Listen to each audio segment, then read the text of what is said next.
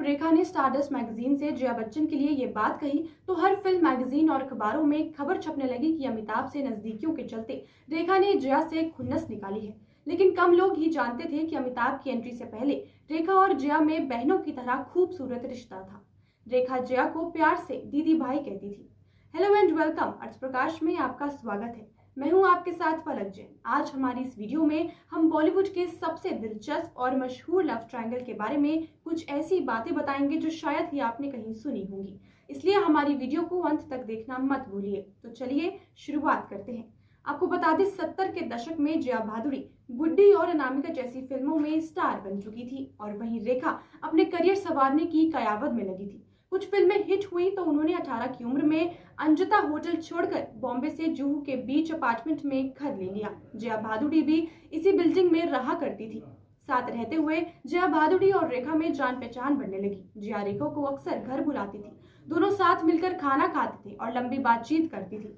उस समय जया भादुड़ी के बॉयफ्रेंड अमिताभ भी अक्सर घर आया करते थे, जहां रेखा भी उनसे मिला करती थी। उस समय ये तीनों की जोड़ी लव ट्रायंगल नहीं बल्कि दोस्तों की तिगड़ी थी। जया की कार के ड्राइवर बनते थे अमिताभ और बगल में बैठती थी जया और रेखा के लिए पिछली वाली सीट रिजर्व रहती थी। मशहूर कहावत है कि कलम में बड़ी ताकत होती है। अगर आज हम कहें कि कलम की ही ताकत ने बहनों की तरह इस रिश्ते वाली जया और रेखा की दोस्ती में कड़वाहट घोल दी तो ये गलत नहीं होगा। ये वो दौर था जब सोशल मीडिया नहीं, फिल्म मैगजीन का दौर था। इस मैगजीन के दौर में स्टार्स की निजी जिंदगी और लाइफस्टाइल पर लिखी बातें चाहने वालों के लिए अपने पसंदीदा कलाकारों को करीब से जानने का इकलौता जरिया होती थी। ऐसा ही कुछ हुआ जया और रेखा के साथ। एक इंटरव्यू में जया ने कह दिया कि रेखा खुद को संजीदगी से नहीं लेती। बात कहने में चाहे कुछ भी हो, लेकिन पढ़ने में रेखा को गहरी चोट की तरह लगी। नादानी में रेखा ने भी जया के खिलाफ बयानबाजी शुरू कर दी। इसका परिणाम यह रहा कि जब जया भादुड़ी ने जंजीर की कामयाबी के बाद अपने बॉयफ्रेंड अमिताभ से 3 जून 1973 में शादी की तो कभी खास दोस्त रही रेखा को इसका बुलावा तक नहीं भेजा, जबकि वो उन्हें बिल्डिंग में रहती थी। छोटी मोटी कड़वाहटें कब एक बड़े कलह में बदल गई पता ही नहीं चला।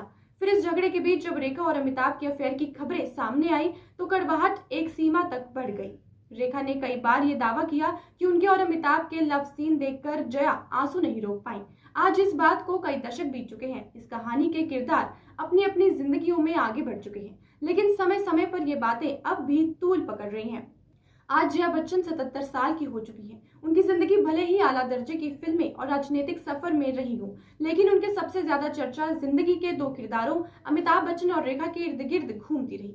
ऐसी ही एक चर्चा 70 के दशक के शुरुआती सालों की है, जब अमिताभ की करीब 12 फिल्में फ्लॉप रही। वहीं दूसरी तरफ जया बच्चन बावर्ची परिचय जैसी फिल्मों से कामयाबी हासिल कर रही थी। इसी बीच अमिताभ को प्रकाश मेहरा की फिल्म जंजीर में लीड रोल मिल गया। उनके साथ मुमताज को कास्ट किया गया, लेकिन फिर शादी तय होने पर उन्होंने फिल्म छोड़ दी। प्रकाश मेहरा मुमताज के बाद जिस भी हीरोइन के पास गए उसने अमिताभ बच्चन के साथ काम करने से इनकार कर दिया। अमिताभ पहले ही लगातार फिल्में फ्लॉप होने से परेशान थे। ऐसे में जब उन्हें ये खबर मिली तो वो और भी परेशान रहने लगे। इसके बाद एक रोज अमिताभ जया से मिलने पहुंचे। अमिताभ ने बात प्रकाश मेहरा तक पहुंचाई और ऐसे पर्दे पर जया और अमिताभ की जोड़ी जंजीर में नजर आई। इसके बाद 11 मई 1973 को फिल्म जंजीर रिलीज हुई, लेकिन इसकी शुरुआत ठंडी रही। अमिताभ ने डायरेक्टर से कह दिया कि अगर फिल्म फ्लॉप हुई तो वो फिल्मी दुनिया और बॉम्बे छोड़कर पिता के पास इलाहाबाद निकल जाएंगे। लेकिन फिर रिलीज के बाद 4 दिन बाद ही फिल्म ऐसी चल निकली कि 5 रुपए की टिकटें 100 रुपए में बेची जाने लगी। इस तरह फ्लॉप अमिताभ बच्चन ने एंग्री यंग मैन के नाम से स्टारडम हासिल किया। जाहिर सी बात है, इसका काफी हद तक श्रेय जया बच्चन को जाता है। फिल्म की कामयाबी का जश्न मनाने के लिए जब अमिताभ और जया के साथ विदेश घूमने जाने की इजाजत मांगी तो उनके पिता हरिवंश राय बच्चन ने कह दिया कि अगर जाना है तो शादी करके जाओ। यही वजह रही कि दोनों ने 3 मई 1973 को शादी कर ली। बच्चन परिवार की बहू बनने के बाद जया बच्चन ने फिल्मों से ब्रेक ले लिया। हालांकि उन्होंने वो फिल्में जरूर पूरी की जो उन्होंने शादी से पहले साइन की थी। इनमें शोले भी शामिल थी, जिसमें वो अमिताभ बच्चन के साथ जोड़ी बनाने वाली थी। फिल्म की शूटिंग चल रही थी जब जया गर्भवती थी। उन्होंने प्रेगनेंसी में ही फिल्म शूट की। फिल्म ब्लॉकबस्टर रहा, लेकिन जया के छोटे से रोल को ज्यादा तवज्जो नहीं मिली। इसके बाद फिल्म 2 अनजाने बनाने का फैसला किया गया। इसमें उन्होंने अमिताभ बच्चन के साथ लीड हीरोइन का रोल नेगेटिव रोल में पेश किया। ऐसे में दुलाल गुहा ने रेखा को अप्रोच किया। ये पहली बार था जब वो अमिताभ के साथ रोमांस करने वाली थी। द अनटोल्ड स्टोरी में राइटर यासिर हुसैन ने लिखा है कि दो अनजाने फिल्म की शूटिंग के दौरान रेखा अमिताभ बच्चन को पसंद करने लगी थी। सेट पर मौजूद सभी लोग जानते थे कि वो उनको पसंद करती हैं। नतीजा, दोनों के करीबी होने की खबरें मैगजीन में छपने लगी। ऐसे में जब रेखा अमिताभ के अफेयर की खबरें बढ़ने लगी तो इससे अमिताभ बच्चन और जया के रिश्ते पर भी असर पड़ने लगा। 80 के दशक के शुरुआती सालों में यश चोपड़ा ने फिल्म सिलसिला बनाने का फैसला किया। फिल्म में उन्होंने अमिताभ बच्चन को कास्ट कर लिया। जब यश चोपड़ा ने अमिताभ को बताया कि गर्लफ्रेंड के रोल में वो रेखा को कास्ट करने वाले हैं, तो जया से वादे के बावजूद उन्होंने फिल्म के लिए हामी भर दी। इसी बीच अमिताभ बच्चन और ईरानियन एक्ट्रेस नेटली के अफेयर की चर्चाएं आम होने लगी। इस बात से नाखुश रेखा ने अमिताभ के साथ फिल्म सिलसिला छोड़ दी। मेकर्स की मुश्किलें बढ़ गईं और फिल्म में उनकी जगह परवीन बाबी और दूसरे रोल के लिए स्मिता पाटिल को कास्ट कर लिया गया। वहीं जया ने भी मन बना लिया कि अगर अमिताभ बच्चन अपना वादा तोड़ते हैं तो वो फिल्म का हिस्सा बनेगी। जब जया बच्चन को फिल्म सिलसिला की कहानी सुनाई गई तो वो बेमन से सुनती रही, लेकिन जब क्लाइमैक्स की बारी आई तो वो हैरान रह गई। क्लाइमैक्स के मुताबिक सिलसिला के आखिर में जया को हॉस्पिटल में एडमिट देख अमिताभ अपनी गर्लफ्रेंड को छोड़कर उनके पास आते हैं और कहते हैं, मैं वापस आ गया हूँ हमेशा के लिए। जया आंखें खोलती है और कहती है, मैं जानती थी आप वापस जरूर आएंगे। सिलसिला का ये क्लाइमैक्स सीन ही वो वजह थी जिसने जया की फिल्म में दिलचस्पी बढ़ाई थी।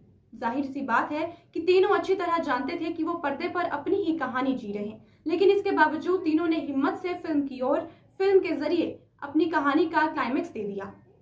सिलसिला रिलीज होने के बाद अखबारों और मैगजीन में खबर छपी, जया इज बैक। फिल्मों के अलावा जया बच्चन राजनीति में भी 2004 से एक्टिव है। वो समाजवादी पार्टी से जुड़ी हुई हैं और 5 बार राज्यसभा सांसद बन चुकी हैं। संसद में दिए गए उनके बेबाक बयान भी सुर्खियों में रहते हैं। दिन दिनों भले ही जया बच्चन की इमेज एक चिड़चिड़ी एक्ट्रेस के रूप में बन चुकी है जो अक्सर फोटोग्राफ और लोगों पर भड़कती रहती है। हालांकि एक समय ऐसा भी था जब फिल्मों में सौम्यता लाने के लिए जया बच्चन फिल्म मेकर्स की पहली पसंद हुआ करती थी। उम्मीद करती हूँ आज की हमारी ये वीडियो आपको पसंद आई होगी।